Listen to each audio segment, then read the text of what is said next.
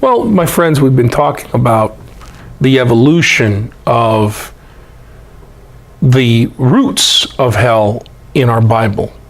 And I think it would be fair to say that we could go through the entire Bible and not really find what we mean by hell. When we talk about going to hell or being damned to hell, whether we are talking about the church's doctrine of hell, which is linked to, but in continuity with these biblical images of Sheol and Hades and Gehenna is seen as a place of punishment, and Akeldama, the field of blood in Gehenna. And all of that, in a way, relates to the shamanic roots of the cosmic tree, found in all these cultures that have been studied, going back tens of thousands of years. But I think it's fair to say that even though there's a relationship between all these concepts, there is a lot of evolution and continuity. And these things should be treated as distinct things. Related, connect, like the way a twig or a branch is part of the same organism as the root or the bark, the trunk of the tree, but they're not the same thing. So there is continuity, but there is development. Let's talk about the doctrine of hell. Many of these biblical ideas were combined and amplified in doctrinal debates and statements in post-biblical times. You know, one of the problems of looking at biblical texts and expecting to find a connect the dots to a particular Catholic doctrine like hell is the same problem I would have is if you asked me to make you chocolate chip cookies, and I took a table and I said, I'm going to make you chocolate chip cookies. And on the table in front of you, I put an oven, I put an electrical socket, I put a clock, I put a bowl, a baking sheet, oil, I put butter and brown sugar and kosher salt, and I put sweet morsels of semi-sweet chocolate and flour and all the vanilla extract. I put all the ingredients and I just let it sit there on the table, everything as their own ingredients. And I said to you, there are your chocolate chip cookies. Do you have chocolate chip cookies? The same way you don't have chocolate chip cookies, but you have these ingredients and you have things that can help you make the chocolate chip cookies over time. In that same, with the right movements happening and the right things, the same thing is when I go to the Bible looking for hell. I can't really find hell in the Bible. It's not there. What's there is ingredients. It still needs a clock and an oven and a skilled cook and a bunch of time. And a bunch of time and a guide to kind of reach the doctrine of hell, which is different from the popularly imagined concept of hell. So all these things get combined and amplified in doctrinal debates. The Athanasian Creed was in the end of the 5th century Common Era. It described the mystery we now call hell as a place of eternal punishment for sin. Notice, you got to go to the 400s. The 400s before you have a statement on what we begin to call hell. And even then, the punishments are not described or explained. Remember, in Matthew, the soul and body are destroyed. Does that mean that the person is destroyed, completely annihilated? What does that mean? And we could go to other texts in the New Testament that seem to, it's not all uniform. The Fourth Lateran Council, 1214, said that sinners who go to hell, or inferno, will be punished with different punishments. Now we have feudal influences coming into the church and its theology. That was around the time, right, when we're talking about saints being given different rewards, right? Well, rewards and punishments, like in a feudal empire. All theology is analogy. All analogy is rooted in human experience, right? And all human experience is culturally specific. The Second Vatican Council, 1962 to 1965, did not mention hell at all. The 1994 Catechism of the Catholic Church does treat hell with some length, but in general it concludes, quote, "The chief punishment of hell is eternal separation from God, in which alone man can possess the life and happiness for which he was created and for which he longs," end quote. Something very wise I heard from a friend, Father Joe.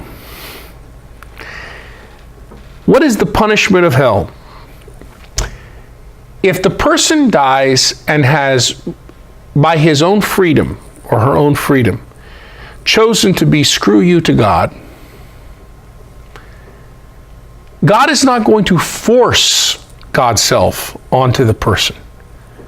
So the punishment of hell is that the person, or the soul of the person, knows that God is there, but that person has forever cut him or herself off from enjoying that freely given presence that God wants to give to everyone. That's very wise. So often the popular image of hell demands a God that would be worse and more cruel than ISIS. Think about it. If you get caught by ISIS or ISIL, Daesh in the Middle East, you'll be tortured and hurt and horribly killed, more than likely. But after a while, your torment will end. But in a God that many people imagine, he's got this torture chamber that's infinitely worse than ISIS. That makes him infinitely worse than ISIS, doesn't it? So you suffer and suffer and suffer and suffer and suffer and suffer and suffer. That's a God worse than ISIS. Is your God worse than ISIS? This is something we need to ask ourselves. Is the God we're presenting to people worse, infinitely worse, than ISIS, ISIL, Daesh?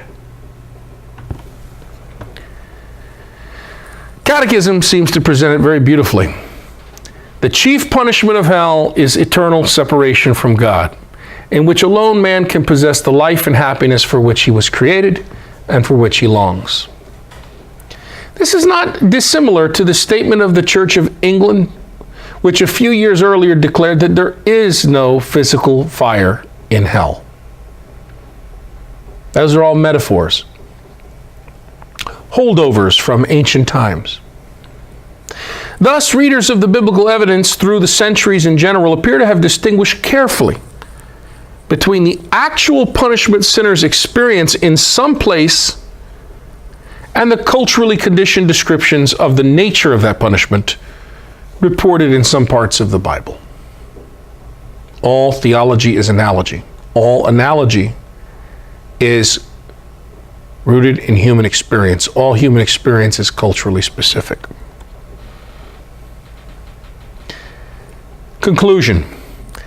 The word shaman describes a holy person, a holy man, a holy woman, peculiar to the Tungus region in Siberia, where they were first identified and studied. All cultures recognize holy persons, men and women, but name and describe them differently. In Israelite tradition, it's Zadik and Chassid. By the same token, while the belief systems of cultures are in some way similar, they are also different in specific features. The tree of life conception peculiar to Siberian shamans is not the same as the tree of life in biblical literature and the culture that produced it. Nevertheless, the conception of places such as a lower, middle, and upper world associated with the Siberian tree also exists in Israelite culture. In general, the understanding of the lower world as the abode of the dead with helper spirits and power animals is similar in Siberian shamanism and in the biblical world, except perhaps for power animals. Perhaps because when I start talking about the talking snake in Genesis, that might be a power animal. at least in its first itineration, before it became a mischievous spirit, and then later on, when it was identified much later on with Satan, who by that point had fallen. All these things evolve. The Israelite interpretation of the lower world as Sheol, Gehenna, or Hades, however, differentiates it from the Siberian shamanic concept. Further, these three biblical concepts evolved in meaning and function over millennia, right to our present day. The contemporary Catholic understanding of hell as eternal separation from God for those dead who merited this punishment is clearly not the Siberian shamanic understanding of the lower world. Similarities and differences always help sharpen our understanding of familiar realities. Popular Christianity presents an anachronistic and ethnocentric understanding of the idea of hell. An evolving concept of a diachronic development which does not mean today what ancient people would have understood by abode of the dead, the shamanic concept, or even the place where the unrighteous will go and receive punishment, how it's been understood in various ways through church history. Some questions to consider.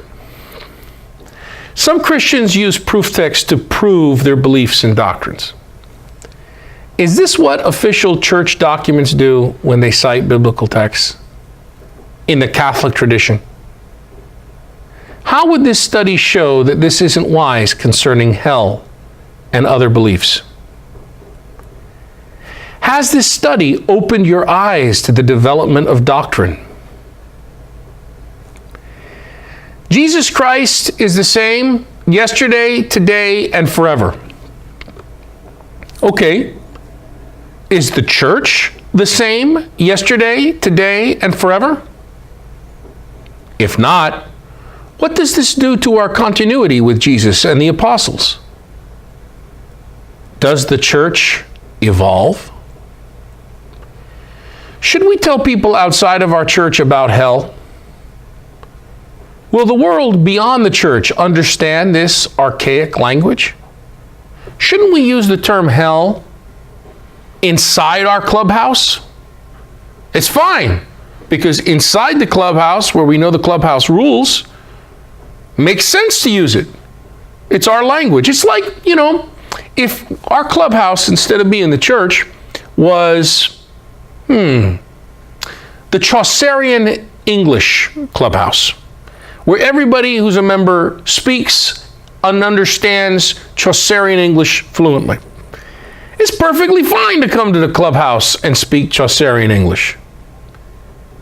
But what happened if we got into a bus where there's people driving and being driven that don't speak Chaucerian English, and we begin to ask people for information in Chaucerian English?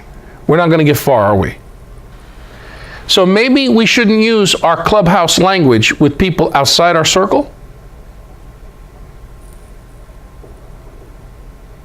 Just something to think about. Hey, thanks for watching. Just continue the playlist for the next part of the study. If you have further questions, this is good. They will get addressed, so keep watching. If you found value, please subscribe, like, and share. As always, questions, comments, and criticisms are most welcome. God bless you.